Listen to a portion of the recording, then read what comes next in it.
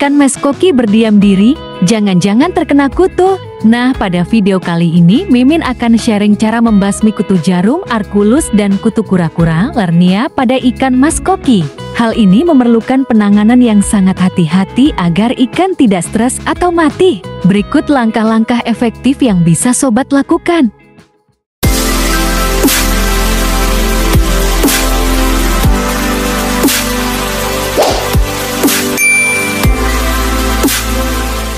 Pertama, identifikasi parasit. Berikut cara mengidentifikasi parasit kutu kura-kura, arkulus, dan kutu jarum, lernia pada ikan maskoki secara visual.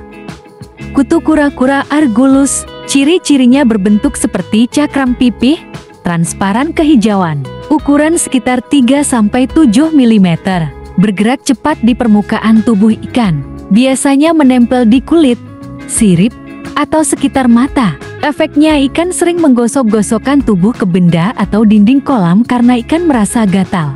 Ikan terlihat stres, kehilangan nafsu makan, atau berenang tidak normal.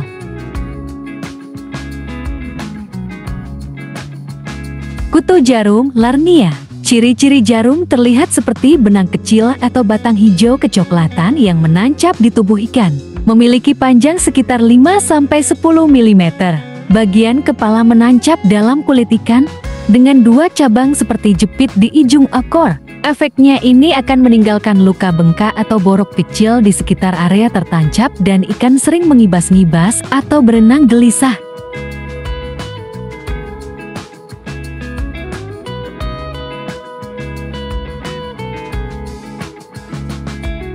Kedua, isolasi ikan yang terinfeksi. Tindakan pertama yang wajib dilakukan yaitu memindahkan ikan yang terinfeksi ke akuarium atau ember karantina. Tujuan isolasi mencegah penyebaran parasit ke ikan yang lain, memudahkan pengobatan tanpa mengganggu ikan lain yang sehat serta mengontrol kondisi air dan obat secara lebih efektif. Langkah-langkah isolasi ikan terinfeksi. Pertama, siapkan akuarium karantina. Gunakan wadah bersih ukuran 20–60 liter tergantung ukuran ikan. Isi dengan air bersih dari sumber mata air. Tambahkan aerasi bisa dari pompa udara. Jangan pakai filter terlebih dulu saat perawatan intensif. Kedua, pindahkan ikan dengan hati-hati. Tangkap ikan pelan-pelan menggunakan serokan lembut. Hindari kontak langsung dengan tangan agar tidak menambah stres. Pastikan waktu pemindahan singkat untuk meminimalkan trauma. Ketiga, berikan obat antiparasit. Setelah ikan tenang, mulai perlakuan dengan obat sesuai jenis parasit. Contohnya, dimilin, potasium permanganate, atau decis dengan dosis yang tepat. Perhatikan waktu rendam dan ventilasi aerasi harus optimal. Keempat, amati ikan setiap hari. Lihat apakah kutu mulai lepas dari tubuh. Cek kondisi luka dan nafsu makan ikan. Jika ikan membaik, ulangi perawatan sesuai kebutuhan. Biasanya 2–3 kali selama beberapa hari. Durasi isolasi minimal 2–7 hari. Tergantung tingkat keparahan ikan. Usahakan ketika isolasi sampai ikan bebas dari parasit dan luka sembuh. Ketiga, pengangkatan manual bersifat opsional. Tujuan pengangkatan manual adalah mengurangi beban parasit secara langsung, mempercepat penyembuhan jika infeksi belum terlalu banyak, mengurangi rasa sakit terutama untuk kutu jarum yang menancap kuat di tubuh ikan. Langkahnya cabut kutu dengan pegang tubuh ikan dengan lembut. Jepit bagian pangkal kutu dengan pinsat, lalu tarik perlahan ke arah luar. Pastikan seluruh bagian kutu tercabut, termasuk bagian jangkar yang menancap di kulit. Keempat, pengobatan dengan obat. Dimilin serbuk. Jenis obat insektisida akuatik atau antiparasit. Dosis penggunaan 0,25–0,5 mg per liter air atau setara dengan sepucuk sendok teh. Jika sobat menggunakan kolam, bisa terapkan 1 bungkus dimilin untuk per ton air.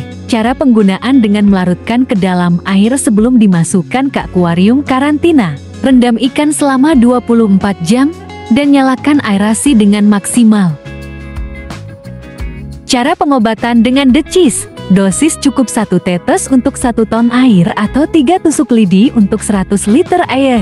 Penggunaan 1 kali 24 jam kutu akan mati dan bibit telur kutu akan lenyap. Setelah itu ganti air 80%. Efek sampingnya ikan akan mabuk sebentar kurang lebih 2-3 jam.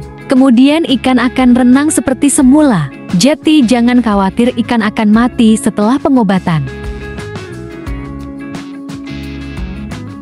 Kelima, pembersihan akuarium.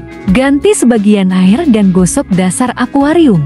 Bersihkan semua media filter dan sterilkan peralatan yang digunakan. Keenam, pencegahan. Apabila sobat beli ikan baru, usahakan dikarantina terlebih dahulu ikan baru minimal 3-7 hari. Jaga kualitas air, hindari air kotor dan kelebihan pakan. Lakukan observasi rutin terhadap ikan. Nah, itulah cara mengatasi kutu jarum dan kutu kura yang menyerang ikan mes koki kita. Jika sobat ada pertanyaan dan pengalaman lain, bisa tinggalkan di kolom komentar.